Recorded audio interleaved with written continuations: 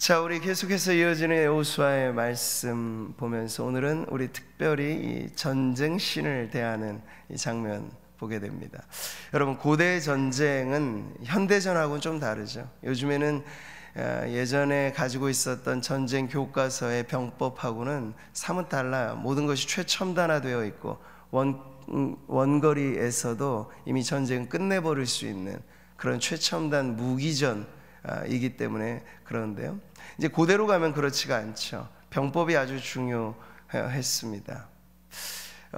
삼국지 같은 이 역사, 또 그것이 소설화된 이야기를 보면 아주 위대한 고대 전쟁이 있습니다. 이 적벽대전이라고 해서 손권, 이 유비의 연합군이 10만의 병사를 가지고 조조의 100만 군대를 물리치는, 물론 그 역사의 사실과 허구가 어느 정도 조화를 이루어서 우리는 소설을 읽고 영화화된 작품을 보는 것인데요, 그렇다고 기본의 어떤 틀이 깨어지는 건 아니겠죠. 중요한 이 연합군의 책사로서 일했던 제갈량은 이 적벽 대전에서 엄청난 공을 세우는데요, 바람의 방향을 예측합니다. 그러니까 아주 신출 규모라는 인물로 그려지기는 합니다만, 오늘날로 말하면 기상예보관 역할을 사실 한 거예요. 미꾸라지가 어디에서 움직이느냐 보면서 남동풍이 불 시기구나 하면서, 그때는 적은 군사로서 많은 군사를 이기기 위해서 화공법을 사용했죠. 바람의 방향을 타고 불화살을 쏘아서 이 조조의 군대를 무력화시키는 그런 엄청난 대승을 거두게 되었습니다. 자, 오늘 우리는 성경에 기록된 고대 전쟁 기록을 보는 건데요, 그 어떤 전쟁 역사와도 구별되는 엄청난 명장면으로서 여리고성 전투를 우리가 대하게 되는 것이죠. 수적으로 말하자면 이 적벽대전의 연합군과 조조의 군대보다 부족하면 부족하지 나을 것이 없었던 이스라엘 백성의 군대와, 그리고 여리고성 안에 아주 난공불락의 요새에서 그들을 맞이했던 그 군대와는 차원이 다른 그러한 입장에 있었습니다. 오늘 우리는 이 말씀을 보면서 이 난공불락과 같은 우리의 인생의 난관을 어떻게 우리가 극복할 수 있는가, 바로 난관을 극복하는 기적, 그 하나님을 함께 나누도록 하겠습니다. 출애굽한 이스라엘의 행보는 이미 그 당시로서도 오늘날처럼 아주 소식이 실시간으로 전파되는 건 당연히 어려웠겠지만, 먼 거리에 오랜 시간이 걸리더라도 이미 출애굽 이후에 홍해길을 내어서 이스라엘 백성이 이제 이동을 시작했다는 그 첩보는요, 벌써 일찌감치 가나안에 전달이 됐습니다. 기생 라합이 이스라엘 군사들을 숨겨줄 때 해주었던 말이 바로 그것이, 이미 간담이 서늘해졌고 정신이 혼미할 정도가 됐다. 어떤 과정이 있을지 몰라도 실제 영향력이 엄청 컸다는 건 사실이죠. 그리고 게다가 전설과도 같은 40년 전에 홍해길을 내었던 그 하나님이 이제는 요단길을 냈어요. 바다건 강이건 상관하지 않고 하나님이 계시는 곳에는 길이 난다라는 것을 이방인들도 알아챈 거죠. 그렇기 때문에 이스라엘 백성 자체는 어떤 최첨단화된, 그 당시로 말하면 완전 무장한 군사들은 아니었습니다만, 하나님께서 이들이 가지고 있는 그 믿음의 역사 그 자체가 엄청난 파장을 일으키는 소문이 되어서 그들에게 두려움을 야기시켰다 하는 것이죠. 자, 그랬을 때 이스라엘 백성이 쉽게 예상하는 것은, 이제 우리 홍해를 갈라 놓으셨으니 앞에 놓여있는 모든 것은 다 척척 이게 풀어지게 될 거다 생각을 했겠죠. 근데 이게 웬 말입니까? 여리고성에도 굳게 닫혀져 버렸습니다. 두려움은 때로 안으로 더 굳게 걸어 잠그게 만드는 효과가 나게 되는 건데, 지금 여리고성이 그렇습니다. 이스라엘 자손으로 말미암아 여리고는 굳게 닫혔고 출입하는 자가 없더라. 개미 새끼 하나 제대로 왕래하지 못하도록 완벽하게 철통 방어 태세로 돌입하게 된 거죠. 이건 이제 요단강을 건넌 이스라엘 백성, 가나안의 새 주인이 되어야 할 그들에게 이전에 기득권을 가지고 있었던 이들이 절대로 그 자리를 쉽게 내주지 않겠다라고 하는 의사 표현입니다. 어서 오십시오, 이렇게 웰컴하고 영접하겠다는 게 아니고, 당신들이 올 테면 와봐라, 우리는 철통같이 이 문을 막고 한 사람도 들여놓지 않겠다, 그런 표현, 일종의 선전포고와 같이 여리고성의 문이 닫혀 있는 겁니다. 요단을 통해서 여러분 기적의 문이 열렸고, 길가를 통해서 새롭게 시작하는 기적을 경험한 그들에게 계속해서 길이 술술 열리고 풀려지게 될 것보다도 오히려 난관이 그들 앞에 놓여져 있었다 하는 것이 오늘 본문의 상황입니다. 우리는 인생, 한 개인의 인생도 산 넘어 산이라고 하는 것을 말하듯이 인생의 문제가 자동 해결되어지는 것은 아님을 알아야 합니다. 오히려 우리는 엘리베이터를 타고 버튼 하나 누르면 쭉 올라가는 방식의 인생이 아니라 하나하나 네 발로 걸어가는 계단식 과정의 인생이라고 하는 것이 실제 우리의 경험에는 더 걸맞은 표현이죠. 인생은 새로운 단계로 접어들 때마다 굳게 닫힌 문을 경험하게 됩니다. 그 관문을 통과할 때 새로운 단계로 접어들게 되는 거죠. 이런 것 없이 그냥 편리하게 1층에서 100층까지 올라가게 되면 결과는 있지만 과정이 생기지가 않아요. 결과로서 무언가 우리에게 놀라운 일이 경험되더라도 부르짖어 간구하고 믿음으로 주님께 나아간 그 세월이 없게 되면 신앙의 성숙과 하나님을 경험하는 믿음의 연단이라고 하는 과정이 빠지게 되니까 우리에게는 실제로 이루어질 변화들이 크게 나타나는 건 아니겠죠. 그렇기 때문에 하나님께서는 우리에게 매번의 단계를 넘어갈 때 왜 좀 자동적으로 풀어주면 좋겠는데 하나님께서 꼭 그 단계에 걸맞은 믿음을 요구하시고 그 믿음에 필요한 순종을 명령하시는가 하는 그 이유를 우리가 알 수 있습니다. 연말과 연초로 이어지는 시간의 경계지대를 우리가 지나가면서 벌써 우리는 새해를 살아내고 있습니다. 근데 여러분 어떤가요? 뉴스는 언제나 나라 문제, 경제 문제, 정치 문제, 가정 문제, 사업 문제, 문제투성이인 세상을 보여주고 작년과 올해 넘어서 왔기는 했습니다만 당장에 바뀐 건 아무것도 없어 보이는, 그게 우리가 직면한 난관이라고 하는 것이죠. 여러분들, 이 난관 앞에 우리가 다시 한번 이 새벽 가져야 할 것이 있다면 무엇일까요? 믿음입니다. 믿음이란 과연 무엇일까? 과거 한때 발휘했던 옛 전쟁의 공적, 그게 아니고 믿음은 언제나 현재 진행형입니다. 오늘 바로 이 자리, 우리 앞에 놓여있는 현재의 난관 앞에 가지고 있어야 할 현재의 믿음은 언제나 진행형으로 매 순간 이어져 가야 할 것이라 하는 점을 알게 되는 거죠. 여러분, 전쟁의 용어 가운데 중요한 것이 전략 전술이라고 하는 것인데요, 이건 이제 전쟁에서만 쓰여지는 게 아니라 뭐 기업을 경영하거나 인생을 설계하거나 했을 때도 전략과 전술이라고 하는 것이 매우 중요합니다. 이 전략은 상위의 개념이죠. 큰 그림의 계획이라고 할 수 있다면, 전술은 그 전략을 이루기 위한 하위의 개념으로 조금 더 구체적인 행동을 의미합니다. 이 전략이라고 하는 건 방향을 가리키는 것이고, 전술은 그 방향에 걸맞은 구체성 있는 하나하나의 행동을 의미하고 있습니다. 오늘 우리 이스라엘 백성이 출애굽 이후에 가나안까지, 이제는 가나안 정복 전쟁을 시작하는 과정에서 그들이 가지고 있었던 거대한 전략이 무엇인가를 알고 있습니다. 그 전략이면 다름 아닌 믿음의 전략입니다. 뭐 세상에 보면 별것 아니었던 것처럼 보일지 몰라요. 실제로 뭐 손에 잡힐 만한 그런 것이라기보단 거대한 믿음이 그들의 전략입니다. 절대적인 하나님의 주권을 절대적으로 의존하면서 나아가는, 그것이 바로 그들의 전략이었습니다. 자, 이에 뒤따르는 세부 전술은, 그런데 그때 상황마다 요단을 건널 때의 전술이 있고 여리고 성을 대할 때의 전술은 각각 다른 것임을 알 수 있죠.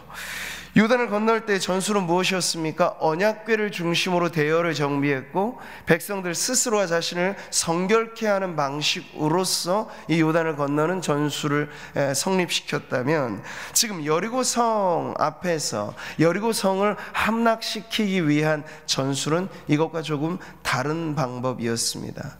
물론 기준은 동일했죠. 언약궤가 중심에 있다, 하나님의 임재와 하나님의 말씀을 중심에 둔다라고 하는데, 대열부터가 달라. 요단강을 건널 때는 언약궤를 맨 제사장이 맨 앞에 서 있었다면, 이제 여리고성을 돌 때는 그 중심에 있고 전진 부대와 후방 부대가 함께 에워싸는 형태로 대열을 재구성해서, 그 이후에 뒤따르는 전술이라고 하는 것은요, 하루에 한 바퀴씩 여리고성 전체를 조망하면서 도는 그런 방법이었습니다. 그리고 그 대열의 중심에 양강나팔을 든 제사장의 무리가 함께 합류해서 이 전체의 구성을 이루게 되었다는 거죠.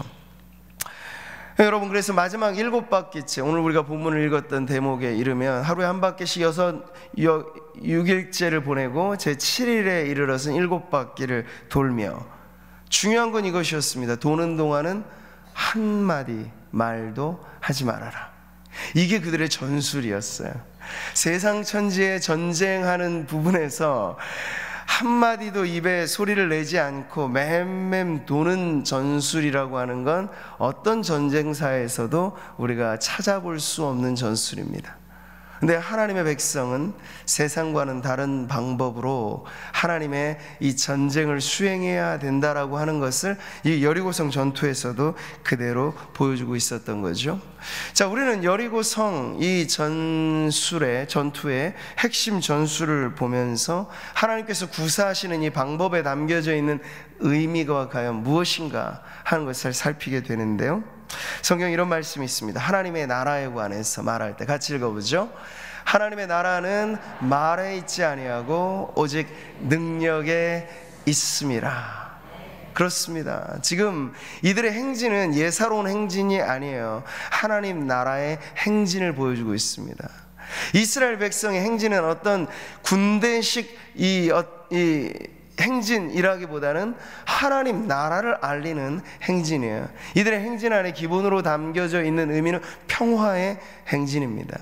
엿새 동안 여리고성에 기회를 주는 것이에요. 굳게 닫혔던 그들의 문이 평화로서 열려지게 된다면 전쟁은 필요하지 않은 그런 일이 될 것입니다. 그러니까 더 많은 날 동안에 여리고성에 대한 하나의 기회로서 평화의 행진인 것이죠. 그런데 물론 이들은 끝끝내 그 기회를 받아들이지 않습니다.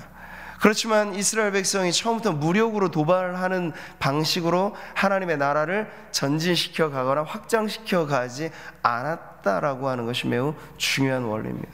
이 원리가 사실은 이 가나안 전쟁기에 있어서 서도의 매우 중요한 방식이었는데, 오늘날 십자군 전쟁이라든지 제국주의 시대 때 기독교가 포교되어진 방법에는 꽤나 많은 무력이 동원되었습니다. 그리고 전쟁의 명분이 성전이라 하는 것을 내세우면서 무참하게 도륙하는 것을 명분화 시켰던 것이 바로 여호수아의 가나안 정복기를 근거로 말하는 경우들이 참 많았는데요, 우린 달리 보아야 됩니다. 하나님의 방식은 우리의 발에 군화를 신겨주시기 전에 평화에 예비한 것으로 신을 신겨주시는, 복음의 신을 우리에게는 신겨주신다 하는 것을 잊어서는 안 되겠죠. 말없이 성 주변을 도는 것, 여러분, 이 퍼포먼스, 이 행위, 이것 자체는 이스라엘 백성에게도 의미가 있는 것이겠지만 여리고 성 안에서 이것을 지켜보는 사람들에게도 꽤나 의미 있는 메시지를 전해주는 것입니다. 물론 양자간에 누구도 이해할 길은 없습니다. 저들은 왜 돌고 있을까? 여리고성 사람들은 생각합니다. 우리는 왜 돌고 있는가? 이스라엘 백성도 생각합니다. 도무지 인간적으로는 알 길이 없는 명령을, 지금 미션을 수행하고 있는 것이죠. 근데 이스라엘 백성은 이 말없이 하나님의 명령에 따름으로 함으로써 그들의 큰 틀에서의 전략은 절대적으로 하나님만 의지하는 것이다. 그리고 매 상황마다 주시는 하나님의 말씀에 순종하는 구체적인 행동이 우리의 전술이다 하는 것만을 굳게 확립한 채 지금 이 부분을 계속 수행하고 있는 거죠. 그러니 6일 동안 7일째 이어지는 과정에서 위험은 그대로 노출되어 있는 거예요. 위에서 공격하자면 성 주변을 맴맴 도는 어떤 방어진 형태로 취하고 있는 전술도 아니고 그저 맴맴 돌고 있는 이스라엘 백성 무방비한 상태라고 봐도 틀리지 않겠죠. 외부의 위험에 그대로 노출되어 있는 상태예요. 뿐만 아니죠. 처음이야 모르겠지만 여러분, 이 군대식으로 뺑뺑이 계속 돌린다고 생각해 보세요. 그러면 군사들, 병사들 안에는 입이 이만큼 나오고 불평의 소리가 생기게 마련입니다. 외부의 위험과 더불어 내부의 분열이 생길 수 있는 문제죠. 자, 그런데 다행히도 이 전술은 끝까지 마지막 자리까지 잘 수행되게 되었습니다. 자, 이것을 통해서 하나님께서 주시고자 하는 이 침묵에 담긴 메시지는 과연 무엇일까요? 전쟁은 하나님께 속한 것이다 하는 그 기본의 원칙을 다시 한번 가르쳐 주는 거예요. 너희들이 빨리 움직인다고 해서 일이 빨리 되는 것 아니고, 너희들이 도모하는 이러저러한 계획들이 많다고 해서 일이 성취되는 것 아니고, 사람이 마음으로 계획할지라도 그 일의 결정은 하나님께 속한 것이다. 너희는 가만히 있어 내가 하나님 됨을 알지어다. 내가 문나라 중에서 높임을 받으리라. 내가 세계 중에서 높임을 받으리라. 하나님은 더 높아지시기 위하여 우리를 더 낮추시는 방법이죠. 하나님만큼이나 우리가 위대해지려고 하면 문제가 생깁니다. 우리의 낮아짐 속에 하나님이 높아지셔야 그것이 정상이죠. 세례요하는 것을 알아서 예수님을 인정할 때 그는 승하셔야겠고 나는 쇠하여야 하리라.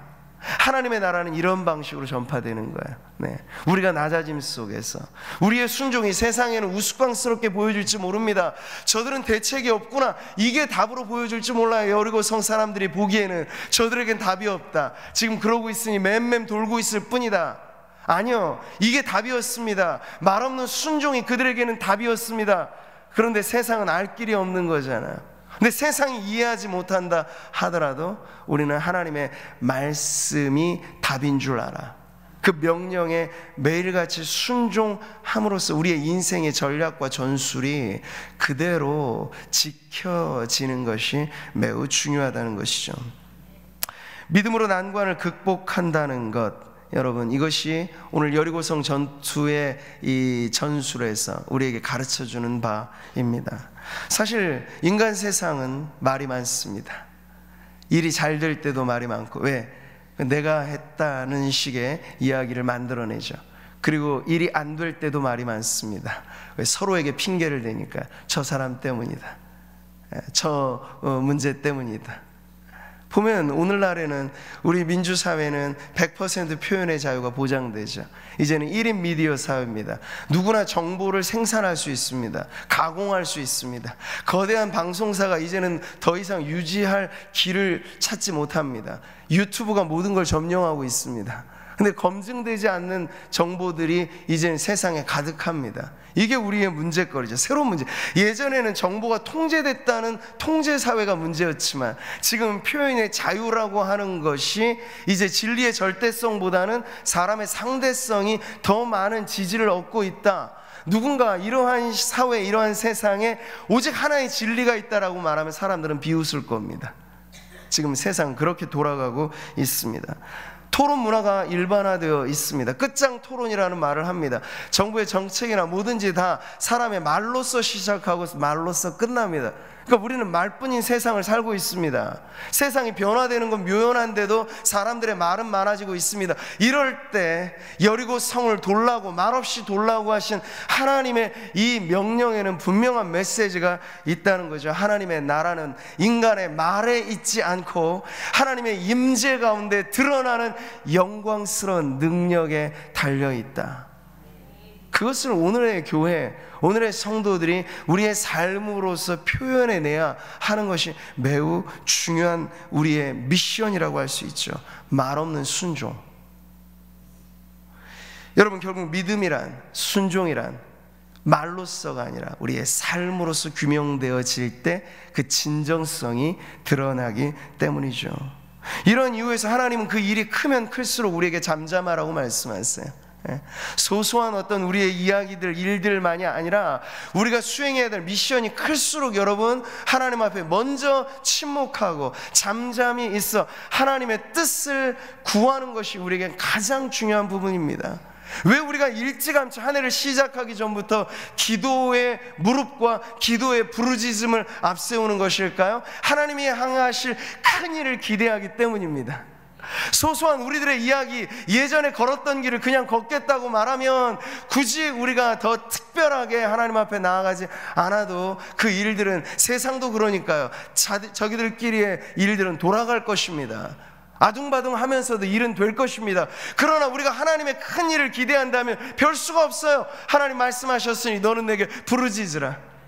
기도는 인간의 말이 아니고 우리의 믿음의 언어인 것이죠. 무성하게 많은 인간들의 그런 잡다한 언변이 아니고 기도는 말 없는 순종의 가장 중요한 핵심입니다. 그렇게 나아갈 때 하나님의 나라가 전혀 다른 방식으로 우리를 통해서 확장되어지는 것을 우리가 경험하게 될 줄 믿습니다. 여러분, 위대한 역사에는 위험한 순종이 뒤따르게 됩니다. 그런데 여러분, 이 순종의 가치, 말 없는 순종이야말로 100마디 말과 뒤따르지 않는 순종보다 훨씬 강력한 힘이 됩니다. 순종은 언제나 제사보다 낫고 듣는 것은 순양의 기름보다 낫다고 말씀하셨습니다. 반대로 불순종이란 어떤 것일까요? 이렇죠. 거역하는 것은 점치는 죄와 같고 완고한 것은, 그러니까 하나님의 말씀을 듣지 않는 것은 사신 우상에게 절하는 죄와 같음이라. 불순종 자체가 하나님 앞에 가장 큰 죄라고 하는 거예요. 여러분 기억하십시오. 하나님 말씀이, 명령이 우리에게 하달되어지면 우리는 그 말씀에 말없이 순종하는 것이 최고 최상의 길이라 하는 것을 잊어서는 안 될 것입니다. 성도들에게 순종이란 때로 위험합니다. 힘듭니다. 수고가 따릅니다. 우리는 입이 근질근질합니다. 말하고 싶어합니다. 그런데 하나님의 말씀 앞에 입을 꾹 다물고 말없는 순종으로 우리의 믿음을 증명해낸다는 것이 쉬운 일은 아니라 우리에게 주어진 길이, 사명이 그 순종의 길이라고 하는 건 언제나 변함이 없습니다. 당시 여리고성 내 이방인들, 이스라엘 백성 전력이 비교가 되지 않는다고 했죠. 난공불락의 요새 이중 성벽, 공성태라고 하는 성벽을 무너뜨리는 장비를 동원해도 무너질까 말까 한데 그런 장비는 이스라엘 백성에게 없습니다. 그저 돌고 마지막까지 명령을 수행하면서 끝까지 하나님이 어떻게 새로운 일을 행하실까를 묵상하고 그것을 기대하면서 그들의 행진은 계속 이어지는 것이에요. 아까도 말씀드렸다시피 외부의 적보다도 더 무서운 것이 내부의 적입니다. 이스라엘 민족 안에 만약 누군가 삽시간에 말을 퍼뜨려서 돌고 있는 그들의 행진을 깨자고 한다면 충분히 깨줄 수 있었습니다. 왜냐하면 그들의 행동도 스스로 이해하기가 어려운 순종의 걸음이었기 때문에.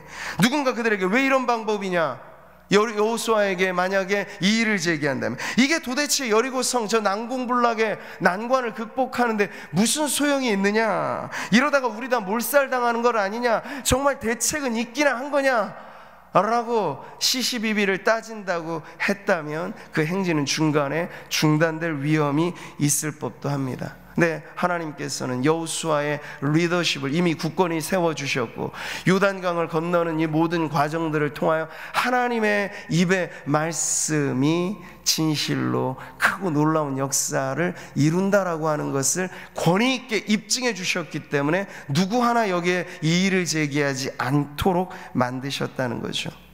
인간적인 생각에 말이 안 되고 세상적인 기준에서도 형편없어 보일지라도 순종의 핵심을 끝까지 이어갈 때 여러분 어떤 일이 일어나는가가 바로 오늘 여리고성 함락 이 작전의 매우 중요한 메시지입니다. 성도의 삶은 우리는 그렇게 이어가야겠습니다. 새해를 시작해서 우리는 여러 가지 많은 일들이 이미 펼쳐집니다.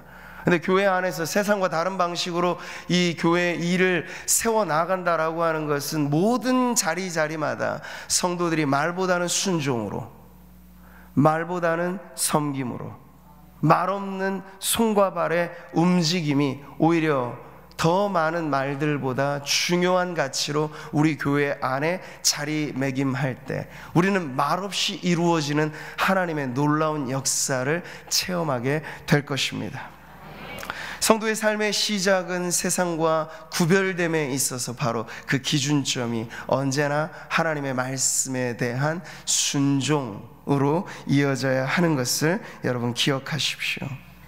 자, 결론은 아주 명확했습니다. 요단이 그 제사장, 법궤를 맨 제사장의 발이 잠기자 언제 그랬냐는 듯이 한순간에 일어나는 기적이란 그런 것이죠. 중간에 매개 변수와 과정을 제끼고라도 하나님께서 언제든지 행차하시면 일어날 수 있는, 세상이 이해할 수 없는 방식의 하나님의 역사, 그것이 기적이라면 지금 여리고성 역시도 자연의 방법이 아니라 인간의 방법이 아니라 하나님의 방법으로 무너져 내리는 결론에 도달하게 되었습니다. 20절 말씀 우리 같이 한번 읽어보죠. 이에 백성은 외치고 제사장들은 나팔을 불매 백성이 나팔 소리를 들을 때 크게 소리질러 외치니 성벽이 무너져 내린지라. 난관을 극복하는 기적이 이렇게 일어나게 되었습니다. 그러나 여러분, 우리가 처음부터 이 전술 자체가 세상의 기준과 인간의 방법하고는 너무나 상이한 것이라고 하는 걸 우리가 시작부터 알았기 때문에 끝나는 마당에 그들의 함성 소리, 나팔 소리가 우렁찼기 때문에 벽돌이 깨어지고 성벽이 무너졌다, 그럴 리는 없어요. 그것은 우리가 시작은 믿음으로 말해놓고 결과는 인간의 방법으로 규명하는 어처구니 없는 방식이죠. 처음도 나중도 하나님의 방법대로, 하나님의 명령대로 순종하였을 뿐이고 그 순종의 결과에 하나님께서 은혜를 베푸시니 기적이 일어나게 되었다는 것이 이 여리고성 함락 작전의 마지막 결론이라고 할 수 있겠습니다. 그래서 함성의 의미는 인간의 소리가 이렇게 크다 이걸 말해주는 게 아니라 주여 우리에게 오시옵소서, 하나님의 임재에 대한 선언이고, 양각 나팔을 든 제사장의 그 신호 역시도 신의 산에서 하나님이 임재하실 때 나왔던 그 소리만큼이나 주님이 지금 우리 가운데 임하십니다 라고 하는 제의적인 표현의 신호였습니다. 여러분, 그것이 중요해요. 하나님의 임재를 환영하고 하나님의 백성을 환영하지 않고 굳게 닫힌 여리고 성을 향하여 오히려 이스라엘 백성들은 하나님이 우리와 함께 하신다라고 하는 믿음의 선포를 하는 것이고 주의 임재를 환영하는 그러한 외침을 하였을 때 여러분, 하나님이 임하시자 또 새로운 방법으로 기적의 문이 열리고 그들의 놓여 있었던 난관이 극복되는 기적을 경험하게 되었던 것이죠. 세상을 이기는 승리가 바로 여기에 있습니다. 우리의 믿음이죠. 우리의 외침은 세상과 같은 맞불 작전으로는 안 됩니다. 토론이 토론을 낳고 토론이 토론을 낳을 뿐이에요.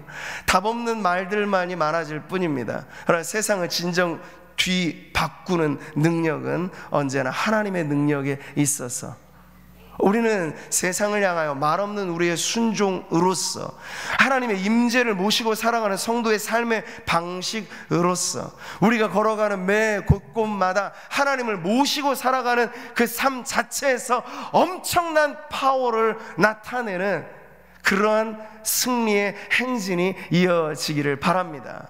새해를 시작하면서 성도들의 행보가 말없는 순종으로 이어지시기를 축복하고, 우리 구미 상모교회가 요즘에 한국교회도 말 많고 탈 많은 그 모습에서 한 걸음 좀 비껴나와 말보다는 순종, 하나님의 어명이 우리의 기준, 그래서 언제나 하나님의 말씀을 붙잡고 그 행진이 이어짐으로써 전혀 다른 방식, 새로운 길로 나아가는 승리의 행진이 되기를 바랍니다. 새해 우리가 첫날 다시 이어가는 이 미라클 특세를 통해서 믿음의 행보를 여러분의 기도의 외침으로 다시 한번 이어가십시오. 내 목소리의 크기 때문이 아니라 이 믿음의 외침으로서의 기도는 언제나 하나님께서 수많은 우리의 말들, 불평, 불만, 그것보다도 더 확실하게 하나님의 보좌에, 은혜의 보좌에 상달되어지는 인간의 가장 위대한 표현인 것을 잊지 마시고 오늘도 우직하게 그 부르짖음의 자리에서 승부수를 내시기를 바랍니다. 기도 이후에 하고픈 말들이 참 많겠지만 그 모든 것들을 안으로 담아내고 우리가 하나님 앞에 다만 우리는 하나님을 바랄 뿐입니다. 잠잠하라 말씀하실 때 우리는 잠잠히 주의 존전에 엎드릴 뿐이오니 이를 지어 성취하시는 여호와, 스스로 존재하시는 하나님께서 우리의 인생의 난관을 무너뜨리시는 기적의 하나님으로 오늘도 우리와 함께 하소서. 이 새벽 그렇게 기도하며 나아가는 우리 모든 성도님들 되시기를 주님의 이름으로 축복합니다.